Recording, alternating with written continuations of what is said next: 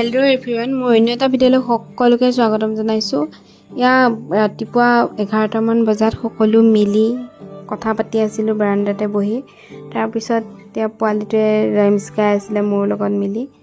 মায়ে ক'লে যে চাহ বনাবলৈ সকলোলৈকে, সেইবাবে মই পাকঘৰত আহিলোঁ চাহ বনাবলৈ।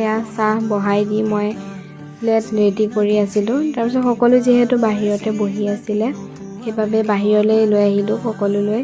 তাৰপিছত চবকৈ দিলোঁ। পোৱালিটোৱে ভুজিয়া খাই আছে গাইছ। মা, আইতা, মই, খুৰী সকলোৱে মিলি একেলগে চাহকাপ খালোঁ।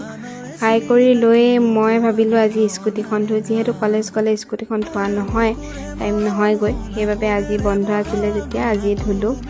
তাৰপিছত শুলোঁ অলপ, শুই কৰি উঠি ভাবিলোঁ যে আজি অলপ ওলাই যাওঁ, সেইবাবে ভাইটিৰ লগত ওলাই গ'লোঁ। ওলাই গৈ লগৰজনী ঘৰলৈ যাম বুলি গৈছিলোঁ গোটেই তিনিটা। তাৰপিছত তাই ঘৰত আহিছিলে, কলেজ বন্ধ আছিলে। তাৰপিছত আৰু তাইক লগ ল'লোঁ। লগ লৈ গোটেই তিনিটাই আলোচনা কৰিলোঁ যে ওলাই যাওঁ অলপ। সেইবাবে গোটেই তিনিটা মানে 4টা হৈ গ'লোঁ।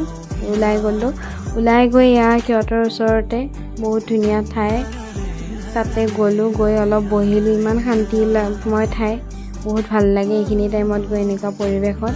সেইবাবে তাতে অলপ টাইমটো কটাই কৰি ফটো উঠিবলৈ চুলি তুলি মেলি লৈছিলোঁ ৰাইজ। তাৰপিছত ঘৰমুৱা হ'লোঁ, যিহেতু তাইকো ঘৰত থৈ আহিব লাগিব, সেইবাবে ভাবিলোঁ সোনকালে যাওঁ যিহেতু আন্ধাৰ হ'ব।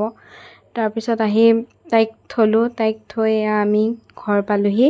আজিলৈ ইমানেই আছিলে। যদি ভিডিঅ'টো চাই ভাল পায়, লাইক, কমেণ্ট, শ্বেয়াৰ কৰি দিব। Thank U.